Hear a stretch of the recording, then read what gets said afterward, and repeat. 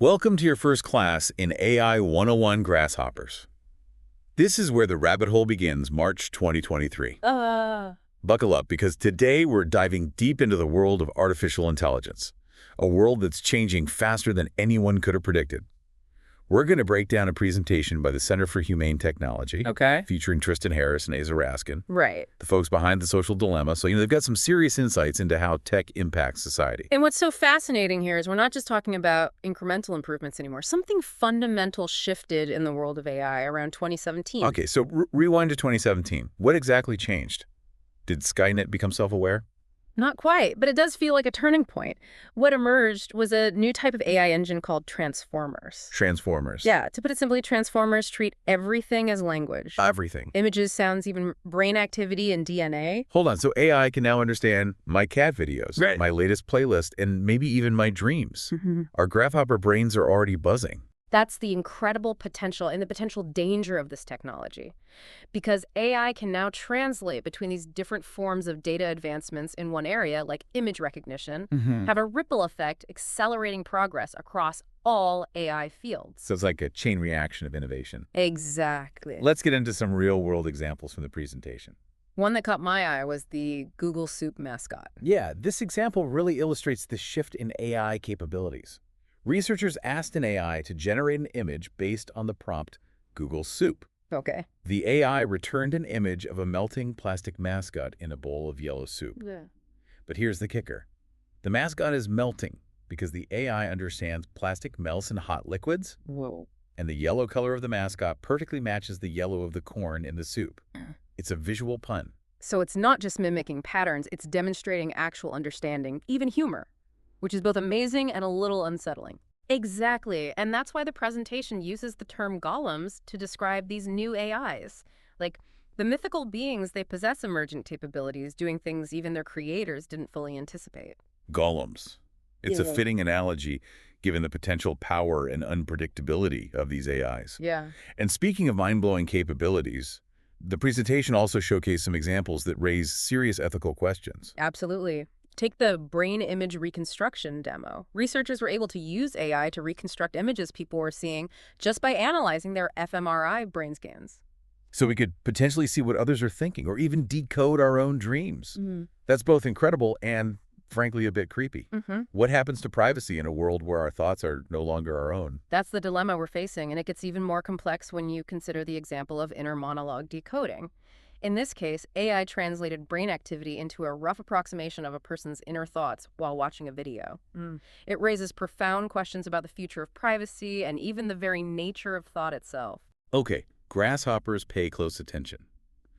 We're talking about technology that could fundamentally alter what it means to be human. It's not just about decoding thoughts, but about the potential for surveillance on a scale we've never seen before. The presentation gave a chilling example of how AI can use readily available Wi-Fi signals to see through walls. Right. By combining an image-based AI with data from Wi-Fi signals, researchers were able to train the AI to identify the number and position of people in a room, even through walls.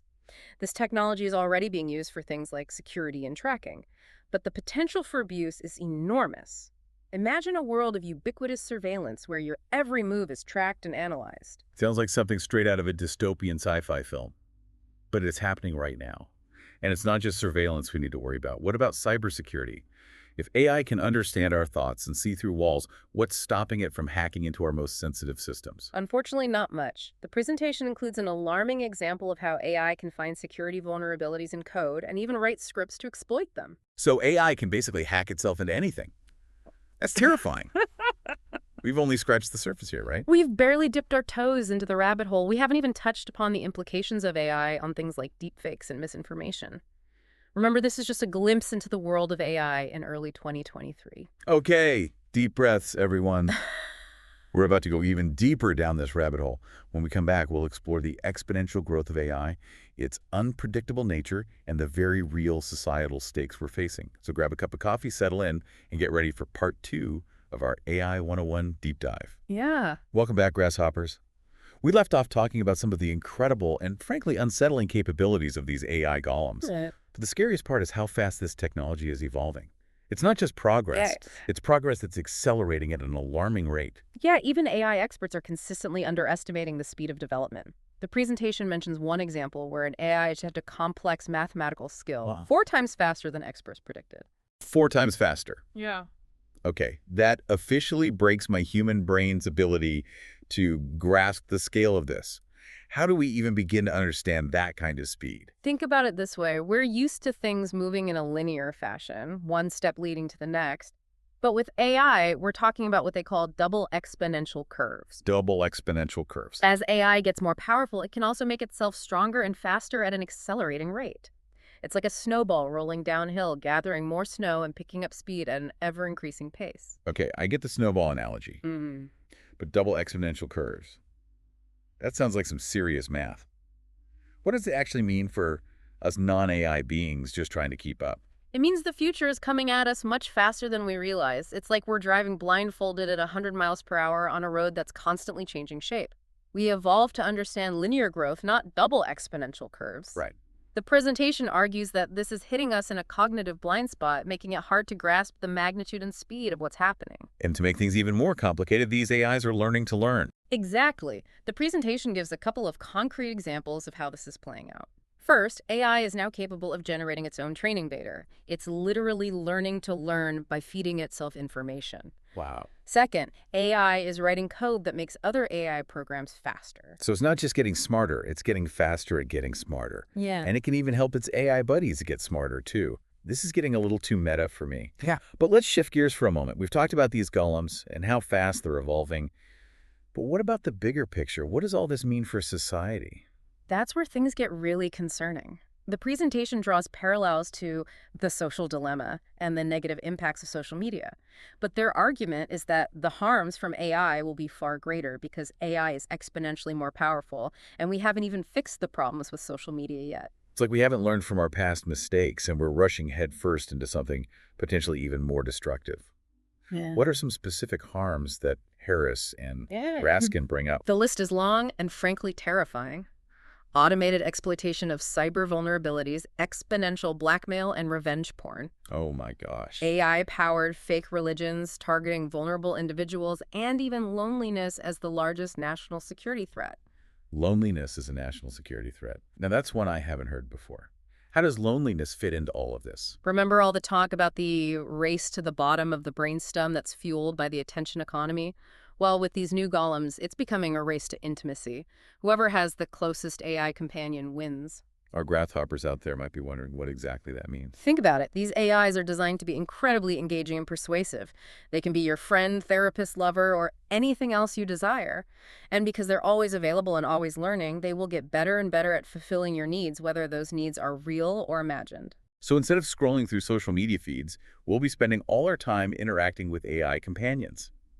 That sounds incredibly isolating and potentially dangerous, especially for young people who are already vulnerable to online manipulation. Huh. Remember that example we discussed earlier about AI being used to decode our inner monologues?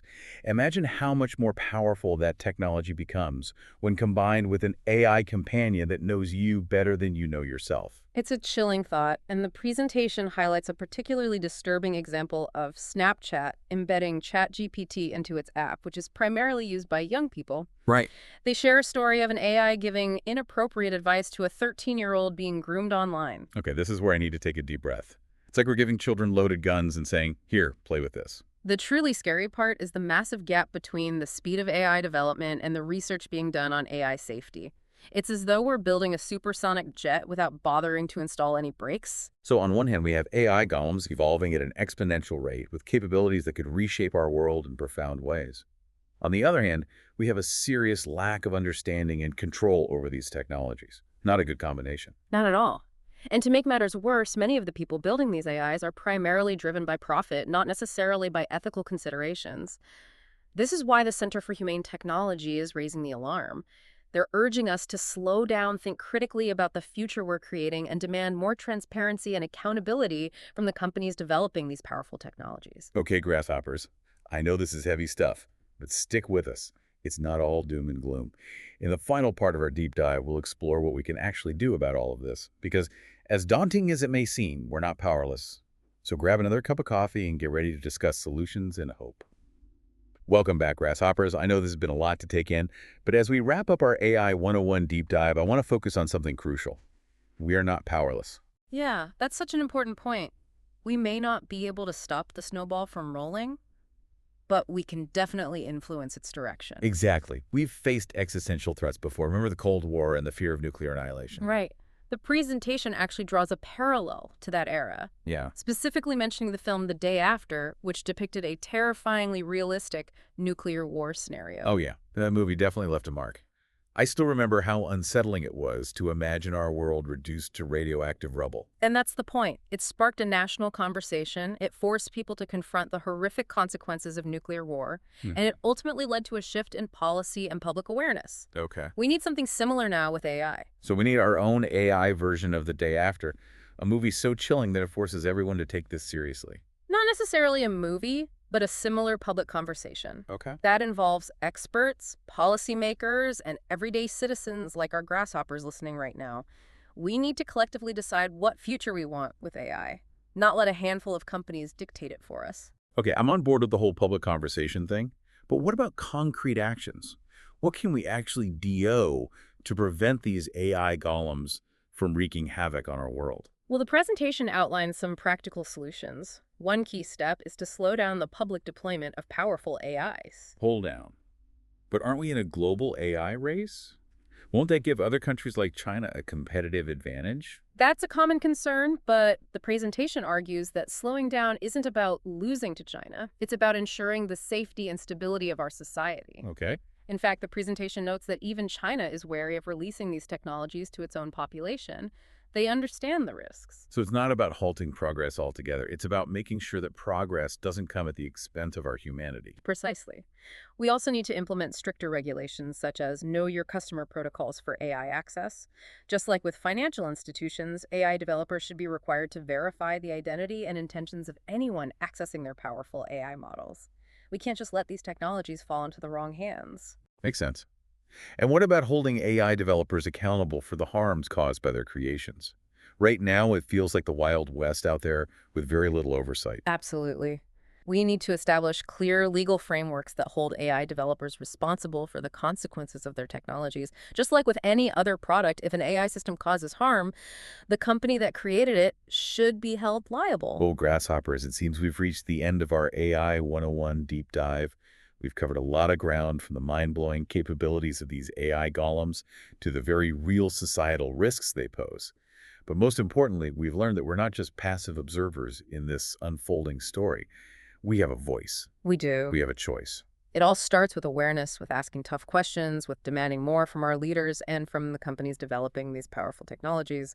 The future is not predetermined. It's up to all of us to shape it. So may the force be with you. Until next time, Grasshoppers.